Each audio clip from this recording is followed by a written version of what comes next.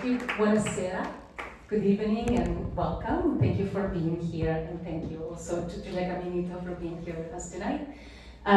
Also, I need to thank the staff of the Piazza Festival, Piero Rocchi, Leonardo Rani, and the Italian Cultural Institute, and the director, Giulia Caminito. It's not an easy enterprise to put together a literary festival in a world like this world where we prioritize reading non-literary texts, and we're usually scanning and scrolling and summarizing, and instead that's the opposite of what literature wants us to do, which wants us to slow down, to reflect, to immerse ourselves in the life of a character, and there's no quick judgment, but literature teaches us to withhold judgment, and we need patience when we read literary text. Most importantly, also, literature teaches us that language shapes reality, teaches us who controls the narrative. Very important today in a world where there's media manipulation and information overload.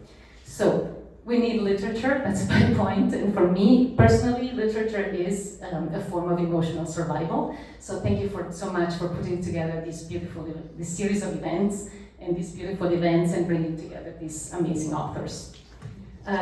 So I would like to say a few words to introduce Giulia. Giulia comes from Rome. She lives in Rome, was born in Rome, and she's very young, and she's just produced so many beautiful novels and books. Her debut came in 2016 with the book La Grande A, The Big A, which has won multiple prizes and has catapulted Giulia in the Italian literary scene. And it follows the experiences of her grandmother, who after World War II moved to Africa, to Eritrea, Africa, the Big A.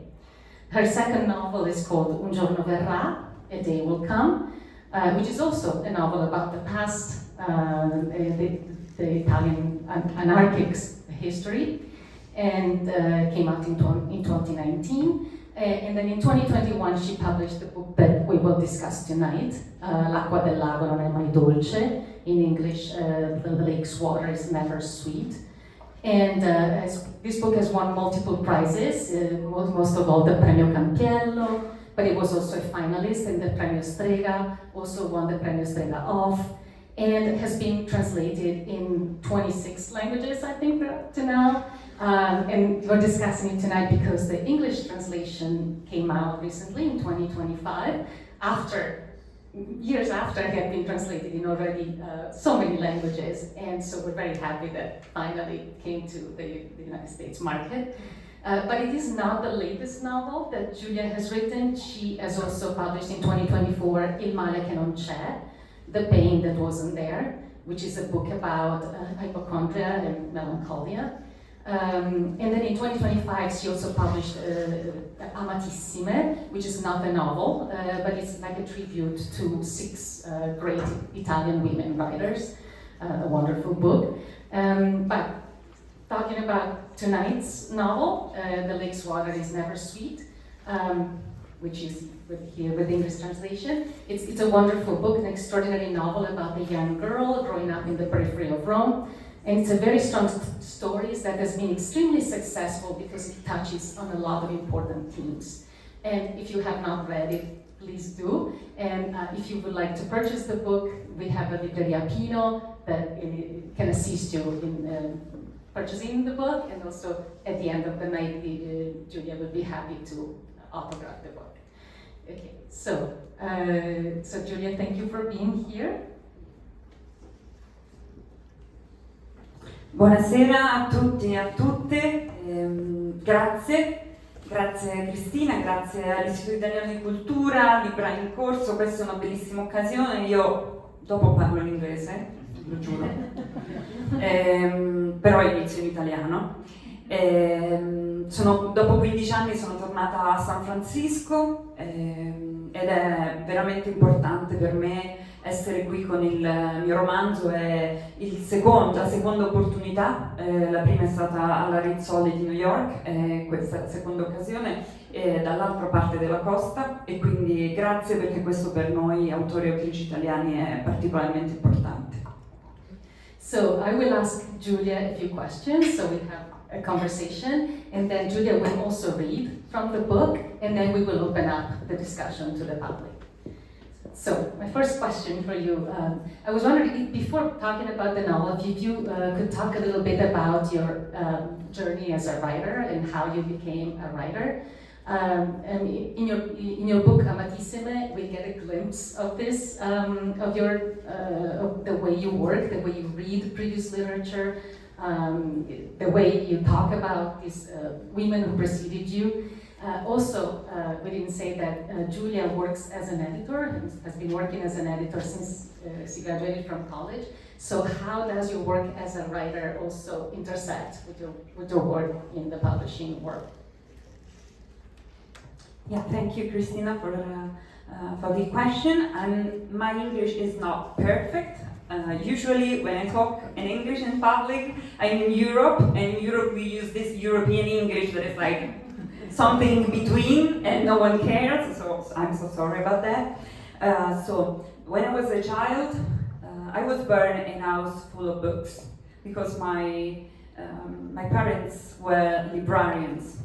They are retired now, but our houses are so full of books that nowadays me and my boyfriends are trying to sell some books on Vinted, and it's a long journey and it's really complicated, but it was really important. Reading was really part of my everyday life, and it was my mother is a writer. She wrote a lot of children's books, so I think that maybe the fact that I grew up in a family where a mother, a woman, was also a writer, and this was normal. Like during the day, in the evening, she was like, "Yeah, I have to write," and she was like out of the kitchen, out of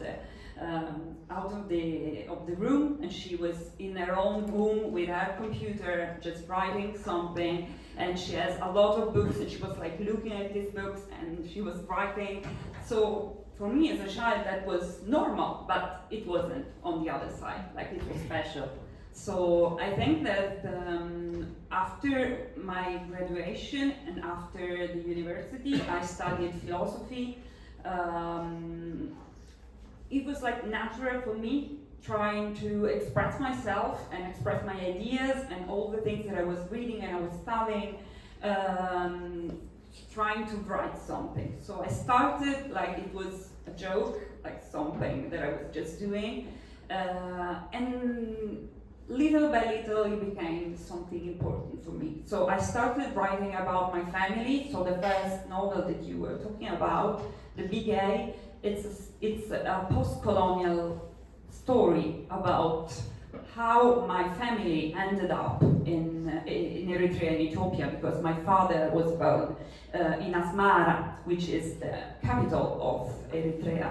So when I was a child, of course, when you're in school, teachers are going to ask you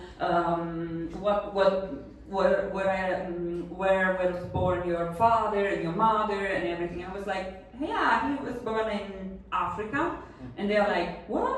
And because us as Italians, we do not study our colonialism so much. So it's like a big empty space in our culture. So when I was talking about this to other children or maybe other schoolmates, they were like so confused, like they were not linking us as Italians to these African countries. Like there is no link for them. So at some point I decided to fill this empty space with all the stories from my family and studying a lot, because I was born as a person that really liked to study. Like before writing, for me, studying is the thing that I really love and that get me excited when I found out something that somehow is kicking in me, and that emotion is something deep. So after a long study, I continue and I try to write it down, this enormous story about not just my family, but part of our history as a country, as Italian. And from that, it was like I was full of ideas, and I keep going. And after two historical novels, I decided to put my attention on the contemporary field, on the contemporary era, and then it was the moment of Gaia. Yes. Yeah. So talking about the lake's water is never sweet. Was there a specific time, a specific image, a specific memory that inspired you to write this book? How did this book come about? So I was born in Rome, but I was raised on the lake of Bracciano. Bracciano is a small place, really, really close to Rome. It's like close to a suburban neighborhood of Rome, but on the other side, it's a small place with its own identity.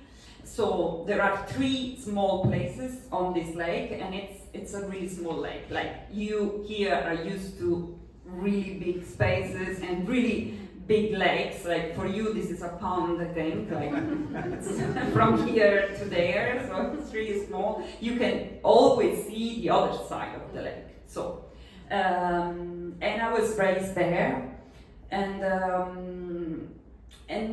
for a long period of time, I was thinking about writing something about what I felt when I was an adolescent in this place that was close to Rome but wasn't Rome, and all the contradictions, the problems, the social matters, and the angry, the rage, the violence that was really common between adolescents, male and females.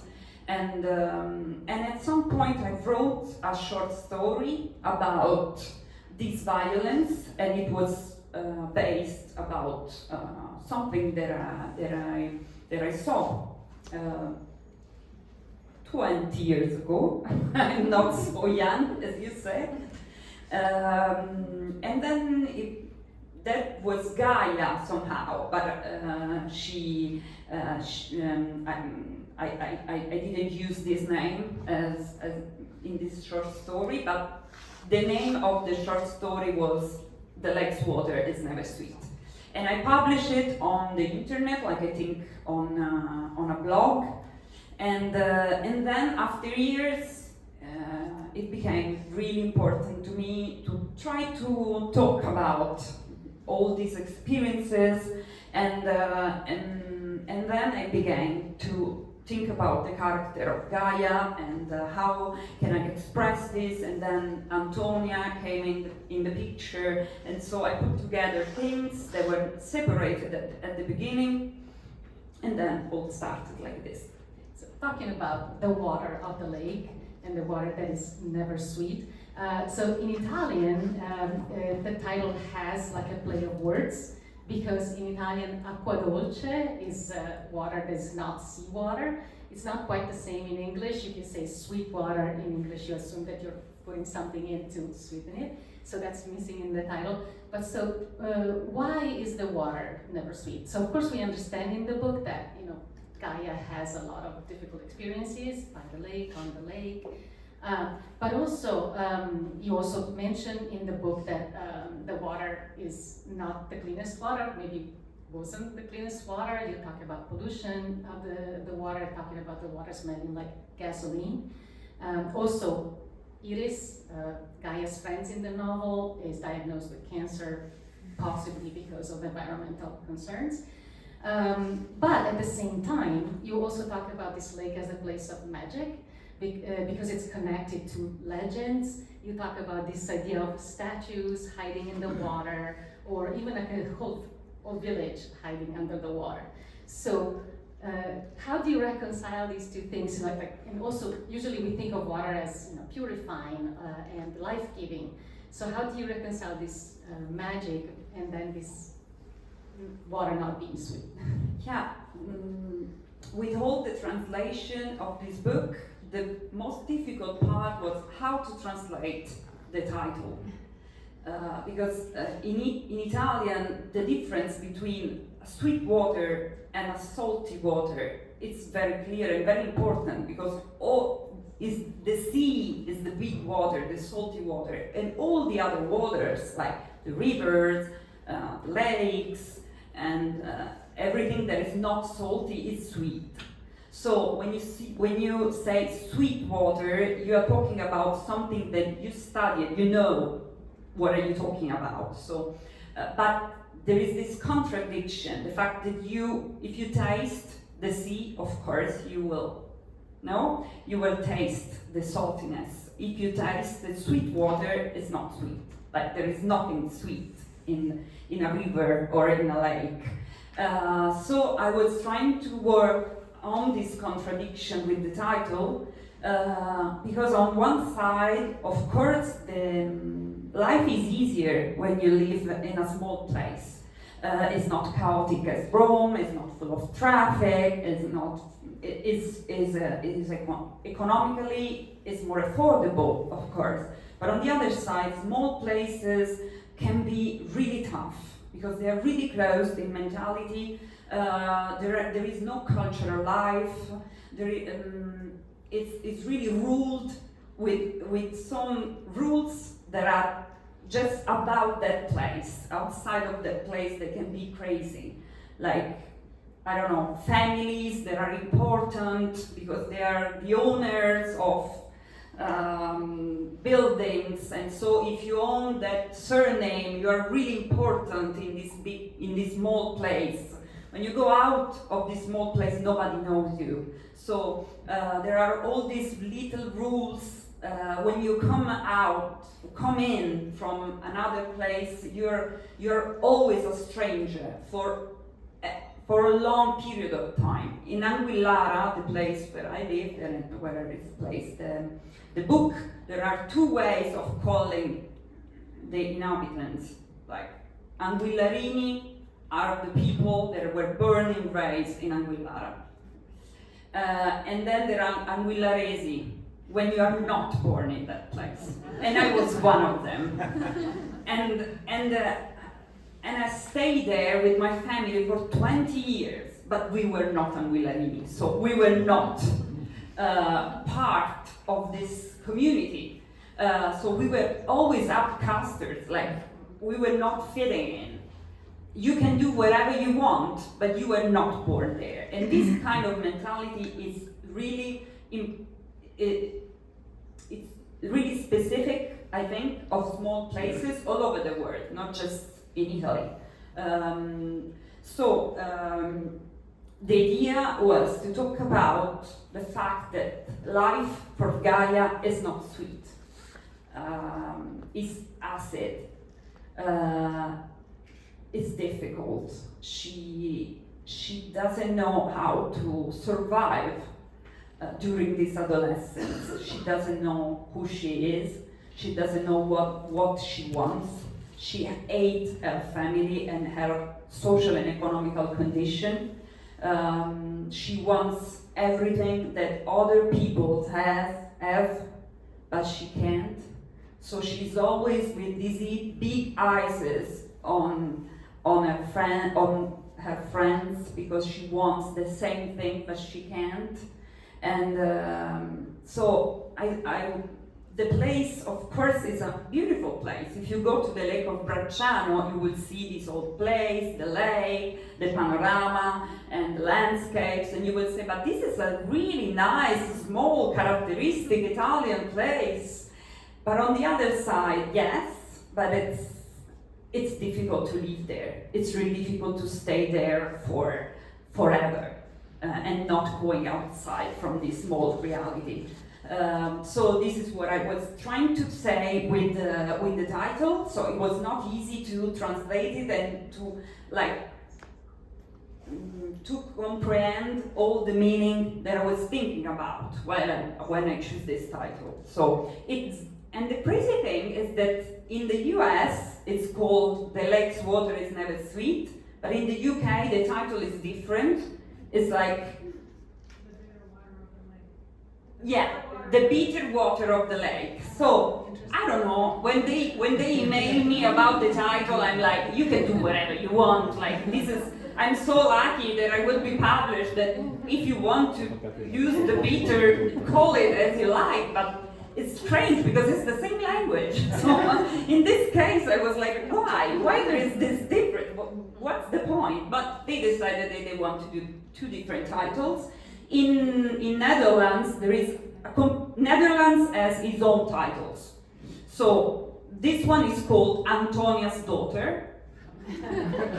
And Il male che non c'è is called Symptoms. So they are like, we decide, and I'm like, okay, I'm fine. That's fine for me. So it's interesting when you are translated how things can change just adding a word or to a title. Like everything can change like that. So about the magical part, of course, Italy is full of legends. It's full of history. It's full of layers, historical layers. So there is this legend that is not just about this lake, but there are a lot of lakes in Italy that the main legend is that long ago there was a little town in the middle of the lake. But all the people in this little town were evil. So God decided to punish them with a lot of rain. And so the rain came and they were submerged. So at some point you can see anymore the little places on the people. But this legend has a happy ending. Because there was, I don't know, a man on a horse from some other places, and he came like riding this horse, and he found out, of course, a really beautiful girl. She casually was wearing a white dress, and he was like, "I'm going to save you." And they ride away from the little town, so they didn't die under this rain. So these legends that are like so funny, but on the other side they have their own meaning. That it's interesting to rethink about it. And I'm really into traditions and legends and how to use our language and how to reuse old words of the Italian language. So I really like to study all these things while I'm writing. So talking about Gaia, who's the protagonist of the book, and she's also the narrator of the book. She's not the most likable character. She's often mean, her voice is sharp and angry, and you talk about her as having an evil soul inside, even though on the surface she appears to be a good girl. So why, in your novel, why did you choose such a hostile narrator? I feel like it can be a risk for an author to choose an unlikable protagonist. And so how did you approach crafting a narrator who resists sympathy, but at the same time it is able to compel the reader's attention? And also, to what extent is Gaia's anger a personal trait, and versus like a product of the environment where she comes from, so poverty and social exclusion? Yeah, Gaia comes from a family that has a lot of economical difficulties. At the beginning of the novel, they were living in a suburban area of Rome, which is called San Basilio, and I don't think that no one knows it. But it's it's outside from the Grande Cordonolare. So and it's a really complicated area of the town. It's really far away from the city center. I know that, of course, the city center, the historical part, is really well known across the world. But I was reading the other day that the perimeter of Rome is 12 times the perimeter of Paris. 12 times. So Rome, it's a huge city. We are not so many, the same inhabitants of Rome as Paris. So, but on a really, really huge space. So there are these empty areas, a lot of empty areas with small houses here and there, and not a lot of public transportation or services in a lot of these areas. So if you live in San Basilio, you're not going to leave San Basilio. You're going to stay there or really close. You're not going to go in the city center and see the Colosseum, the Cappella Sistina or anything. You'll never go there because it's really far away, it's really complicated, and everything there is not for you. So you're like on the borders of the city. So they came from this environment, and Antonia, the mother, Gaia's mother, she's fighting against the system because she wants a house for her family to be assigned by comune pubblico, the public system. The public system. And she's trying so hard to get to be heard somehow. She's like, the family is in a bad situation. My husband can't work anymore because he has an accident working. So she has 4 children.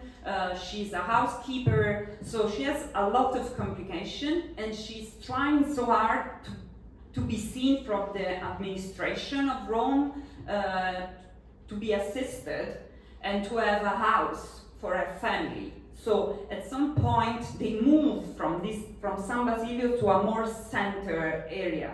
That it's a really, really expensive area, but the comune, I don't know how to say it in English. City council. The city council has some properties still there for family in needs.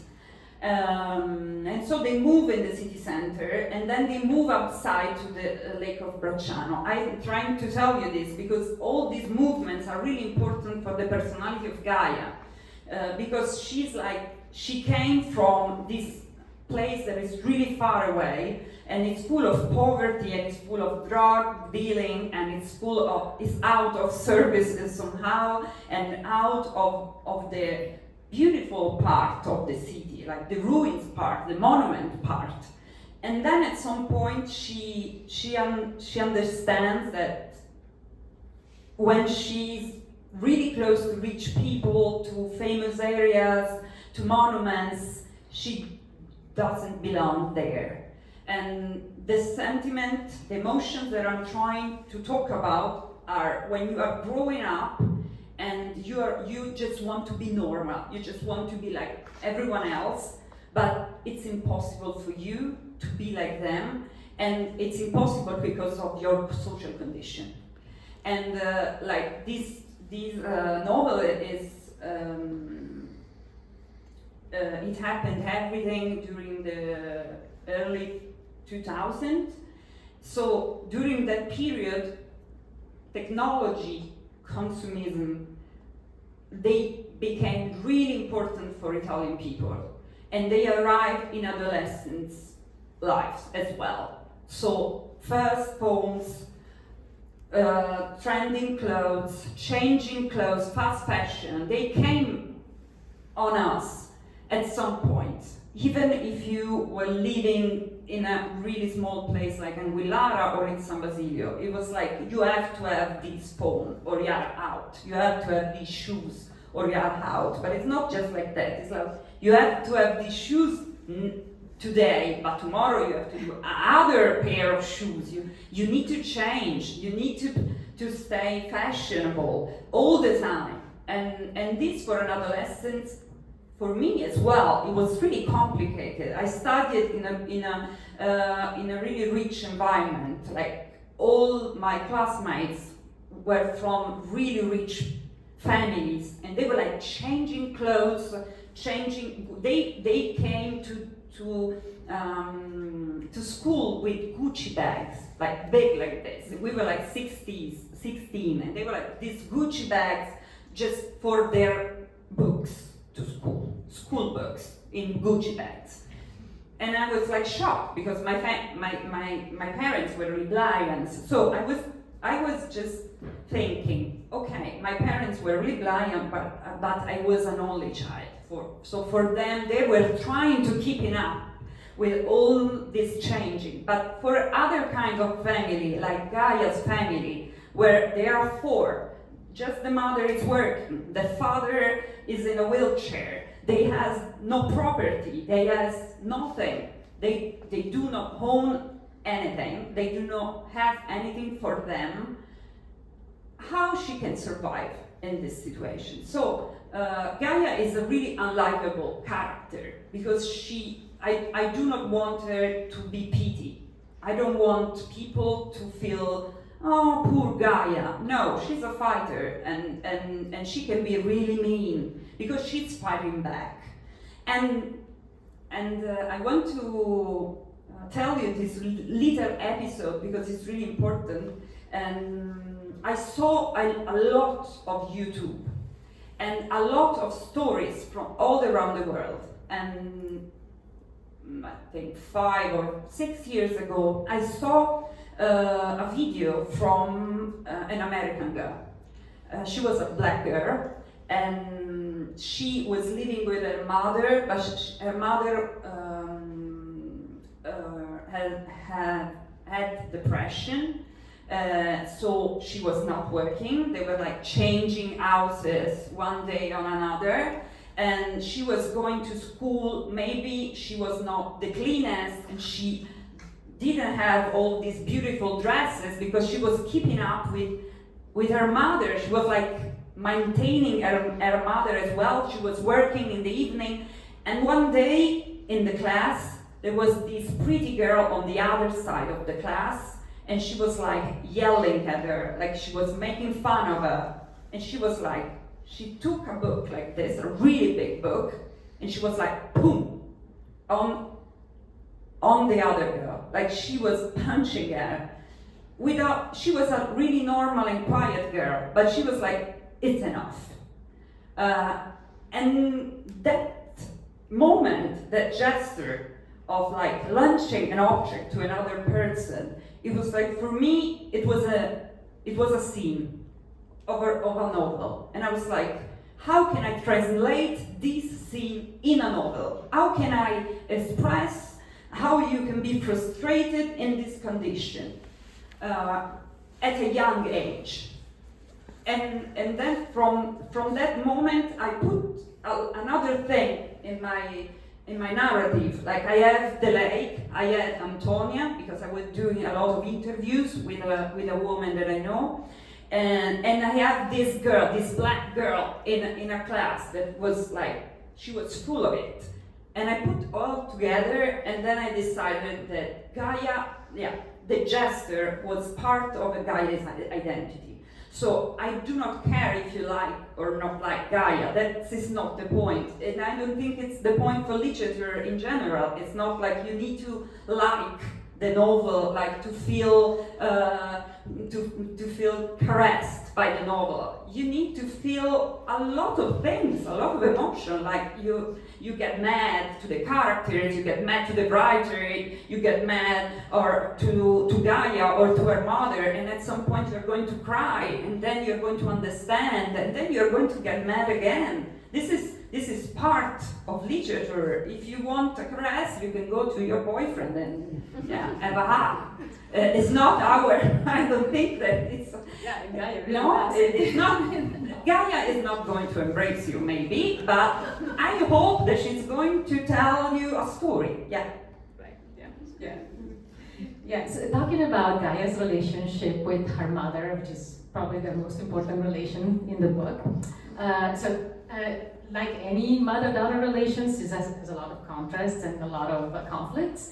But I think in their cases it's maybe even more complicated. Antonia is a fighter like Gaia, and and she often embarrasses the daughter with her behavior, and on the other hand, Gaia also lies to her mother, deceives her mother. But I'd like to read, if you don't mind, one piece at one passage towards the end of the novel, when Gaia gets really upset with her mom because her mom is trying to tell her how she should live her life. And so I'm just gonna read it because I think it's beautiful. And so Gaia says, I already know this story. You know it? It's not a story, it's our life. Your life? Your life is my life. The silence that follows swallows me whole. What she said eats into me. I feel it jump down on me. I have to react. I need to get away from her. My life is not hers. My life is mine. My life is my business. I build it and I destroy it.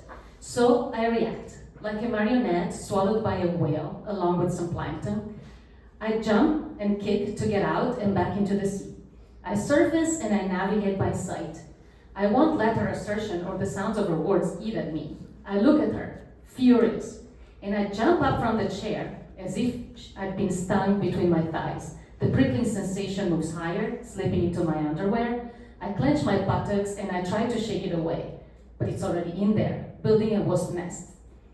The harsh awareness of our life, our condition, our roof, our dishes, our future, our investments, our groceries for lunch, our non-existent money. My life is not your life, I scream. I scream from the deep within my bowels, from the younger me, and I feel the earth open up, the trees fall. There are mudslides and crashing thuds. My face is hot, my hair electric, my legs itch, and there's a creature inside of me, raging, despicable, fed up with being contained. So, my life is not your life, she yells. And could you talk a little bit more about this tense relationship between these two strong women and how also for you intergenerational struggle shapes identity? Thank you for this reading, because you remember me that I put always in my book something about Pinocchio. Yeah, it's something that I do because I think that Pinocchio is one of the most important children's book in history. So the metaphor is, of course, if you know Pinocchio, you know the metaphor, no? Even if you're a puppet, you can just escape from a whale. So this is the idea. She's feeling like a puppet because her mother, Antonia, is a character I really love and that I really love to write. Antonia is like the big mamma italiana. Like, it's more, when I was shaping her, I was thinking about Anna Magnani, which is my favorite actress of all the times. So she's like more a stereotypical character. She's more like how a mother should be in Italy somehow, but with a lot of contradiction on the other side. So she's really full of energy, but she does a lot of things for Gaia and for the family, but she's really strict. Like she has an idea of how Gaia needs to behave. So her idea is an idea that was really part of a big conversation, historical conversation about education in Italy. If you think about Elena Ferrante, in Ferrante's books, there is a point that is really interesting. Like, the girls want to study, and the families are like, no, you are girls, you stay at home, you help me. So they are struggling because they want to study and to go out from the family, to have a future. The point is that Lenou is going to do that, but Lila, which is genius, which is a real genius, she can't, because she needs to stay in the family. She needs to follow the path. So this can express part of our Italian story. The other part, of course, there are consequences and there are ideas that are changing, that change in our history. So after that, there was this big moment about education, that a lot of poor families were like, I want my children to be educated because I want them to be better than me. This was the other side of this conversation about education. Like, you have to study, you have to be better than me, you have to battle the world, you have to have a more, you have to be economical independent, you need an important work. So my family came from this idea. Like, my mother was the first that went to uni, and she studied literature, and she studied Elsa Morante. And she was the first one that has this opportunity, because her parents were like, you need to study, you're going to be better than us, you're going to have a proper job, you're going to... And so, in Italy we call it ascensore sociale, because at some point in our society, there was this opportunity for few generations to be better than the previous generation just studying, because you are going to have the opportunity after. So Antonia has this idea, this big and important and something that you can touch. She's like, you are the girl in this family and you need to study, because I couldn't. So you need to, because you need to be better than me. But the problem is that nowadays, in Italy, it's not enough if you're going to study. It's not enough. It's not enough. You're not going to obtain what you were looking for. You're not going to have the proper job because you studied. You're not going to be to work in the culture field just because you study literature or you study philosophy. It's not going to happen. Something broke there in that point.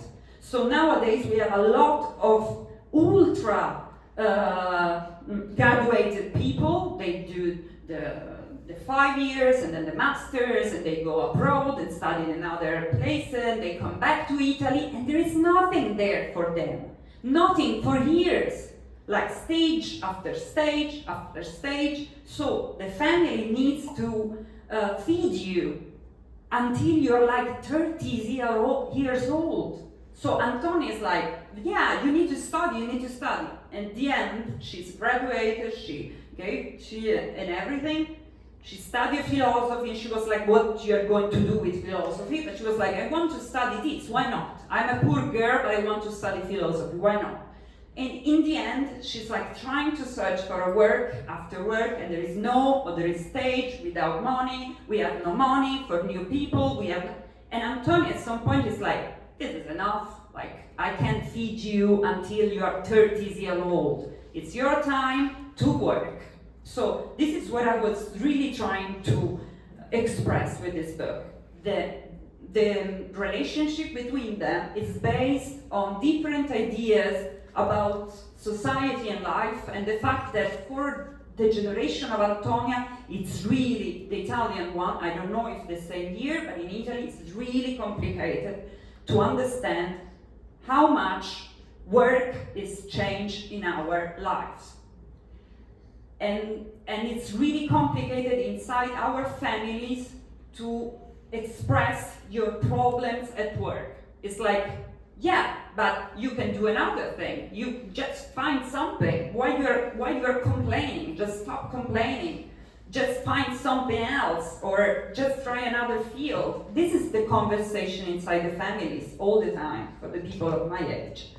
So it's complicated for Gaia to be what Antonia wants that her to be. Like, it's complicated to mirror all her desires, because it's difficult for her to live on this path.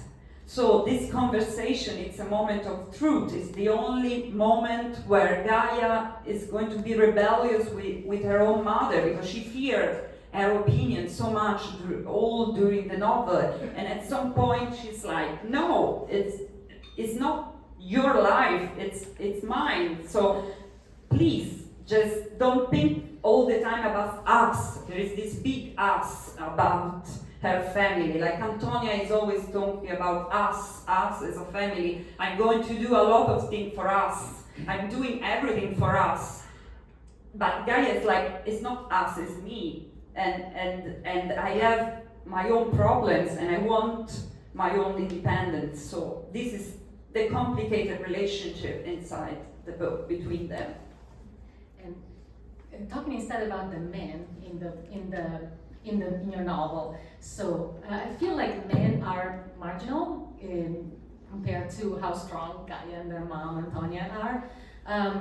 So, like for example, Gaia's father is kind of stuck to inaction, right? Because he has his paralysis that is both physical and psychological. Then there's Mariano, who's Gaia's older brother, who's very important for Gaia, but at a certain point he disappears. He leaves the house and only comes back in the end.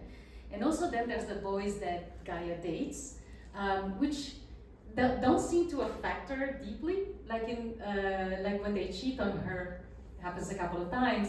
She's very upset, but she's more upset about the fact, about the disrespect and the spiteful act.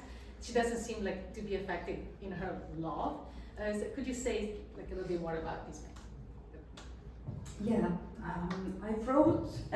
I wrote like one novel with principal characters that are female and the other one with males. So the first one has two main characters that are females, big A. The second one, Un giorno verrà, has two big characters that are males, and so on.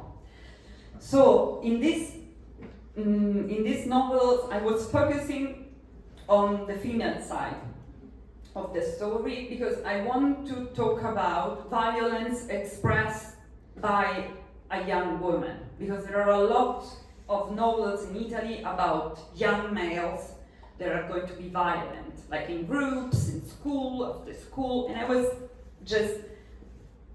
was thinking, what is going to happen if in this novel the female is not going just to stay there and wait for the violence to appear, but just she's violent herself. What is going to do in the novel and with the readers? This was the question. Like, you're going to understand her all the time, you're going to make questions about her behavior, the fact that she's aggressive. So there was this part that was really important for me, so I'm focusing my writing, my narrative on these two main women because I want them to interact more. And I want a family that was, with the female was the center of the economical condition. Like, everything is on Antonia's shoulders. So this was the first ideas. And the main figures are more marginal, but they are really important for me. And the only maybe sweet, a little bit sweet or relationship is the one between the father and Mariano during the book. Because I was preparing myself for the new book, which is in Male che non c'è, because in my mind this is part of a trilogy. So this is the first one, in Male che non c'è is the second one, and the third one is the one that I'm writing right now. So I'm trying to express contemporary era in 3 moments of younghood. So adolescence, 30s, and almost 40s, because nowadays I'm 38 and everyone is like, you are a really young writer. And it's fine for me, it's really fine for me, but it's like how young you can be, for how long you can be young. It's like, yeah, it's interesting. I want to be young, forever young. Of course, my family, it's there from the 60s, so they're like, forever young is their song. But on the other side, there is something in this strange, really strange of our contemporary era. And so, like, the new character, which is going to be a female, she's reflecting about all these things until she's going to her birthday, where she's going to have 40 years. And she was like, when I will be an adult? Because if you say to someone that is always young, on the other side, I'm not complaining about you, no, this is a conversation. You're saying on the other side that he is not adult enough. So you are not adult enough professionally, you are not adult enough in the relationships, you're not adult enough in your life in general. So we are living in this generation that is always young. But when we are going to have, and it's important to be adult or not. So there are a lot of questions. You can be just young forever, and at some point you're going to be old. When? So, no, I ask myself all these things. I should be about 60 years over. Yeah, no, this is reality. A few days ago, I was with my father in our car. We were driving, and he was like looking in a place. And he was like, "What are these old people doing?" I'm like, "Dad, they are all your age. They're totally your age, and they're just sitting there making projects." It was like, I don't know, co-working, and he was like, "What are these old people doing?" And I was like, "I don't know, but you are like them." And he was like, "I don't know." So my father is still young, and he's 75. So outside of jokes, it's really complicated to understand when. And so for Gaia as well, she's like really young, but on the other side, she wants adulthood. And for the next character, which is Loris, is in his 30s, and he needs to be an adult, but he doesn't know how. So he's like in this point of hypochondria, doing nothing, and it's like, who is going to save me? I can do anything. It's like in a hypochondria, melancholia, depression, standing there waiting something to happen. And he was like, I'm 30, I'm really young, but I'm not really young. So I suppose it's supposed to be different as a man. So I supposed to have a work, I have a family. Why am I here alone doing nothing? So this is the kind of question that I'm asking myself about my generation, but not just my generation. And this is why here I focus on the female side, and on the other book I focus on the male side, and then on. So I try my best to do a lot of research and to change my point of view. So, and on the other side, I don't like when the readers or the industry, the publishing, they expect you to talk about women because you're a woman.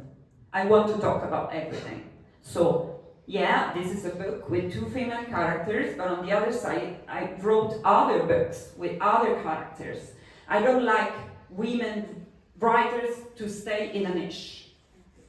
We do not write to stay in a niche. We do not write to write books for women and to write just about women. Of course, we are interested in women history. Of course, we are feminists. Of course, we political.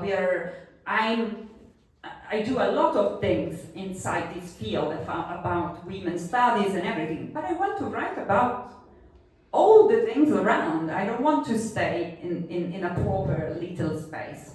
So this is the big project, but there's this book right now here. So the big scheme is not. Maybe you're not going to see other books. I don't know. I hope so. But this is the idea, and why I'm trying to focus on male and females on different occasions. Yeah, I just have one last question about your style, your writing style. So, because I think you write, of course, beautifully. Your prose is in the same time like lyrical and poetic, but it's also in this particular book very cutting and tormented and sometimes violent. So yeah, I just wanted to ask you, do you think that the writing itself in the novel is a form of resistance? And also, how did you achieve this kind of overwhelming style? When I was young, when I was a child, a lot of my classmates, they made fun of me because I used really complicated words that I was hearing at home, of course. And I was like saying these complicated things, and it's a joke between me and my boyfriend as well, because sometimes I go out with a new strange word, but I really love them. Like, they're really part of my identity. The Italian language is really part of my identity. So it's really strange for me to read myself in other languages, in English especially, because it's a language that I know. Because Italian, for me, it's so full of words, and it's so full of history. Our language is so full of history and so full of layers. So you can go really deep in our language. So I really like to study books about our language, and this is something that is really part of me. So I moved about when I found a link between two words, a semantic link, or when maybe because I studied Latin and Greek as well when I was an adolescent. So it's when you are an adolescent and you're studying ancient Greek, you're like, what I'm going to do with this language? But at some point you understand that you're going to do a lot of things with this language, because ancient Greek for us is the base of the language as Latin. You are going to do a lot of things with them, because we have a lot of traces of these languages and how they were shaped. So I really appreciate the books in Italy that are written in a really complex Italian. And not complex because the phrases are like complicated, but complex in the words that you are going to choose. So I think that this part of me is reflected in the books. And when I write, sometimes I write too much with a lot of complicated words, and I have to stop myself and say, who is going to understand this? So I try to clean this. So I work a lot on the prose. This is a really, I think, it's more free prose, because the point is Gaia's point of view, and I want her to be without any barriers, so just flowing out. Il male che non c'è, with Loris, is a more shaped prose, because I reread and reread, and I think that I really like to do, to understand if the prose is flowing, if there are good movements, is to read it aloud. So if I read it aloud while I'm writing some parts, I can feel the hair in the text, I can feel how it works, I can feel, it's like, it's difficult to explain, but it's like you have a ear for the prose. It's like, it's working. And I think that part of this is based on how I studied Latin and Greek, because you study as well how to read Latin and Greek and how to read them in metrical ways. So this rhythm remained in my because when I was in high school, at some point I wasn't the best in translation from ancient Greek, but I was really, really good in the metrical. So I was just reading, and my teacher, he was like, Giulia, you need to read in front of everyone. So he prepared like a room, no, it was crazy. He prepared a room and he was like, please read. And I was like, at the end, but what is the text about? I don't know. But I really like to do the accent. I know maybe it's complicated to explain, but when you want to read in a metrical way, you need to put the accent yourself. and to read them aloud. So this thing remained in my memory and is part of me, and I really love to do this. Even when I really like to read out loud in general. I really like to read in the public because then you can really feel the effort of how you write a novel. So it's complicated for me because of course this is lost in translation somehow. So the book is going to have a new rhythm and a new voice, and it's not going to be what I decided. And you just need to be happy about this other possibility of your own writing. But of course, it's not going to be the same for me because in another languages the sound is completely different, and I really love the Italian sound because it's mine and I really know it. So Giulia, why don't you read in front of everyone? Can you read stuff maybe? So, I mean, you could also read in Italian. The same piece in Italian and in English if you like, but a little piece, of course. We are not going to stay here all night and read it.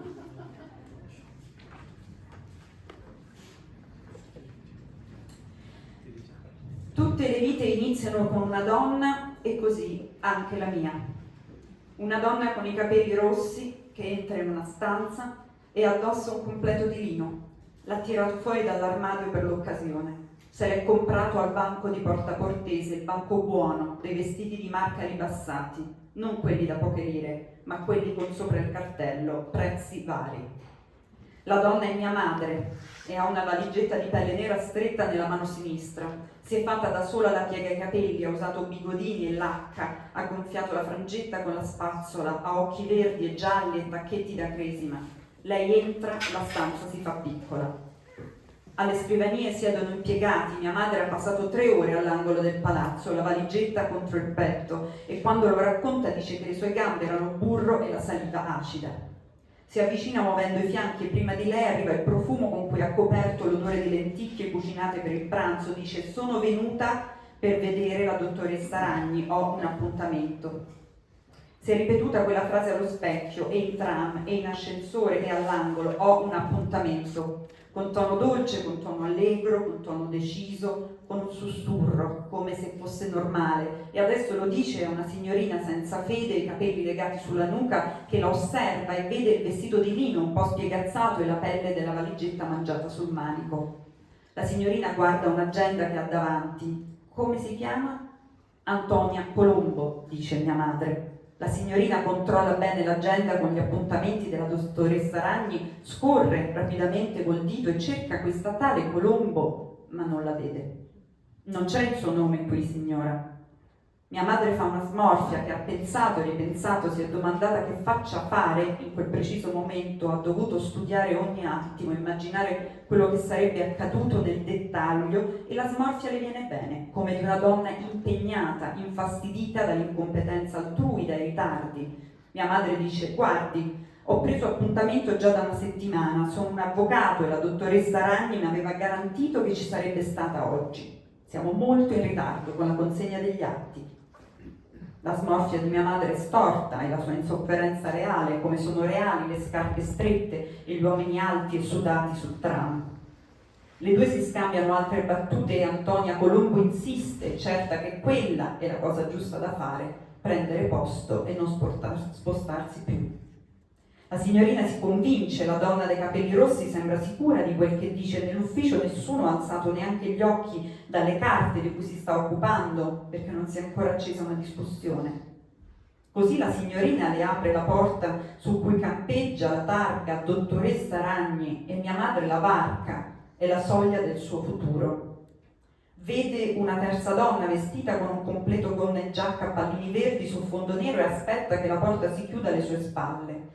Lei e la dottoressa si osservano, la seconda le mani in un cassetto che chiude prontamente, alle spalle una libreria stracolma di volumi giuridici, e mia madre sa che con sé non potrà mai tenere tutta quella carta, perché la carta occupa spazio e costa.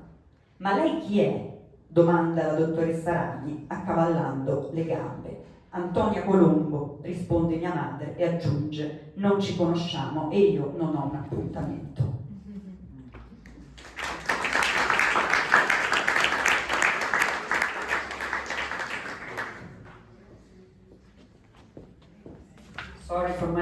situation in English. I will try my best.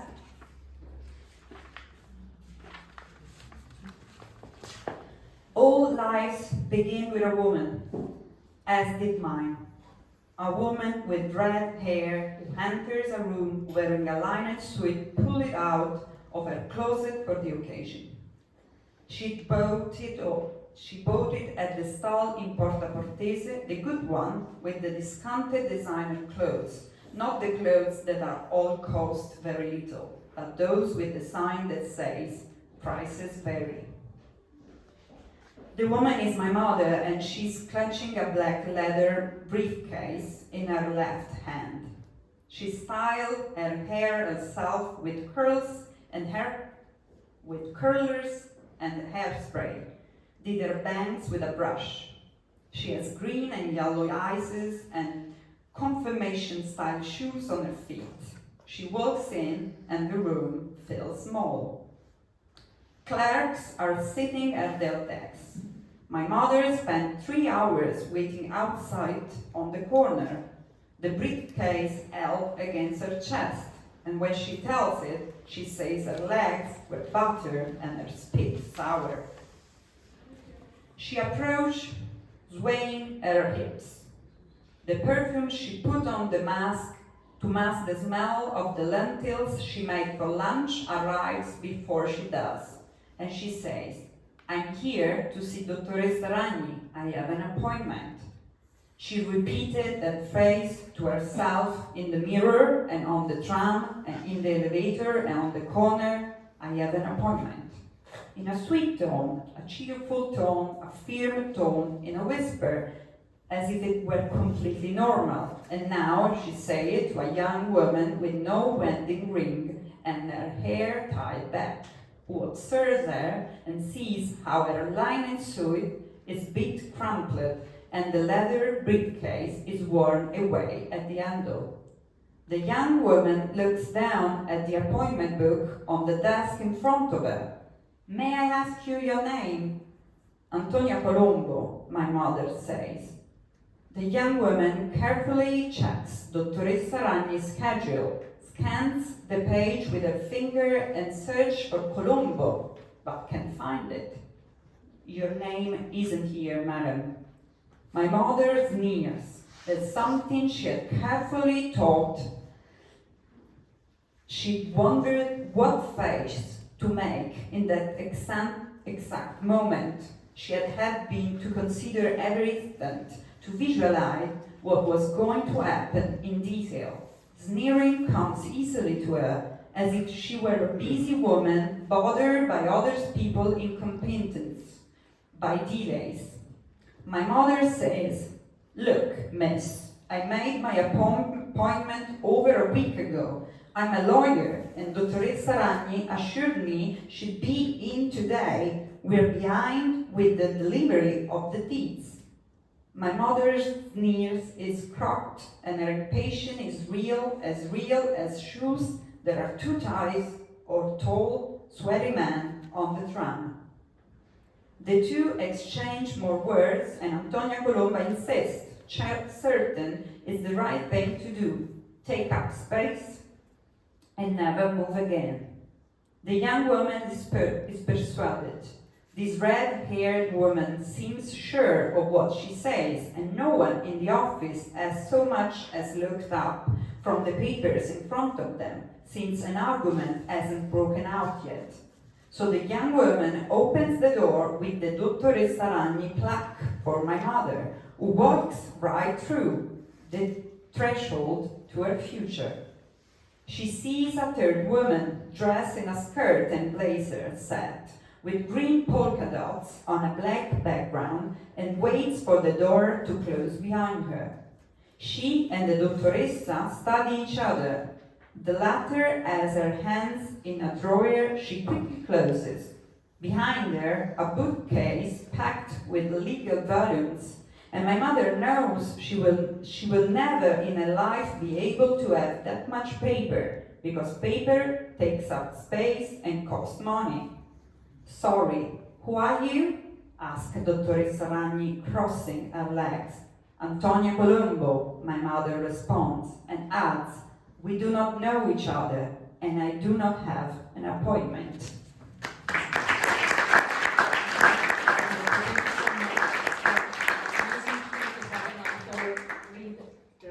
Their own words. So we would like to open up for